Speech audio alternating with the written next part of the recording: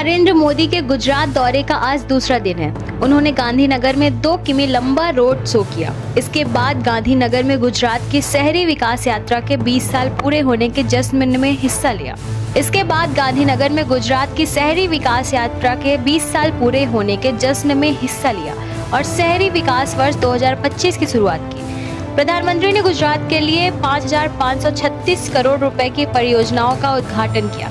प्रधानमंत्री ने एक बार फिर ऑपरेशन सिंदूर पर बात की। उन्होंने कहा, हमने आतंकवाद के 9 ठिकाने तय करके 22 मिनट में उन्हें ध्वस्त कर दिया और ये सब कुछ कैमरे के सामने किया ताकि कोई सबूत ना मांगे। पाकिस्तान जानता है कि वो सीधी लड़ाई में हमसे जीत नहीं सकता है, इसीलिए वो आतंकवादी भेज रहा है। उनके यहाँ मारे गए आतंकवादियों के जनाजे में पाकिस्तानी झंडे लगाए गए। यह कोई प्रॉक्सी वॉर नहीं है। गुजरात ने नमक लेकर हीरे तक की यात्रा पूरी कर ली है। हमने योजनाबद्ध तरीके से कदम उठाए। हमारे सरकार मॉडल की चर्चा पूरे देश में हो रही है। पहले गुजरात में पर्यटन के बारे में कोई बात नहीं करता था, लेकिन अब विदेशी लोग घूमने के लिए गुजरात आते हैं। हमने जंगल से लेकर साहसिक खेलों तक का सफर तय किया है। कुछ दिन तो गुजारो गुजरात में यह हमारा एक कैंपेन था। इसी कैंपेन से यूनिटी ऑफ स्टैचू बना, फिर फॉरेस्ट का विकास हुआ, सोमनाथ, द्वारका, अंबाजी का विकास हुआ और हम विकास के रास्ते पर उसी रफ्तार से आगे भी बढ़ रहे हैं। पीएम ने कहा कि अगर महात्मा गांधी और सुभाष चंद्र बोस जैसे महापुरुषों ने संकल्प ना लिया होता तो हमें 1947 में भी आज़ादी नहीं मिलती। अब हमें विकसित भारत के लिए संकल्प लेना होगा। देखिए 2035 में जब गुजरात 75 साल का होगा तब कहां से कहां पहुंच जाएगा। गुजरात के 75 साल पूरे होने के ठीक 1 साल बाद ओलंपिक का आयोजन होगा। देश चाहता है कि यह ओलंपिक गुजरात में आयोजित हो।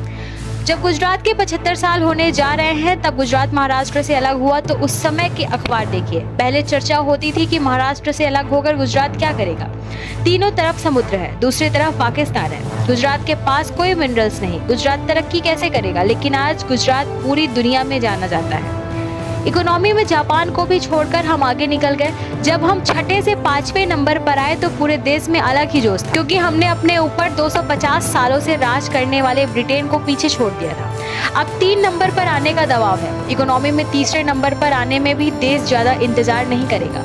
अगर कोई इंतजार करने को कहेगा तो पीछे से आवाज आएगी, मोदी है तो मुमकिन है। इसीलिए हमारा लक्ष्य एक ही है कि देश का विकास हो।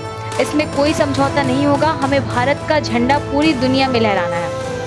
उन्होंने कहा, जब आतंकवाद के 9 ठिकाने तय करके 22 मिनट में उन्हें ध्वस्त कर दिया, इस बार तो सब कुछ कैमरे के सामने किया ताकि कोई सबूत न मांगे।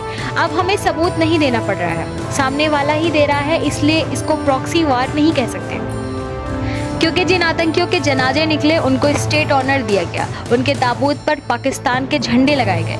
यह सिद्ध करता है कि आतंकवादी कृत्य प्रॉक्सी वार नहीं है, यह सोची समझी युद्ध की रणनीति है, तो उसका जवाब भी वैसा ही मिलेगा।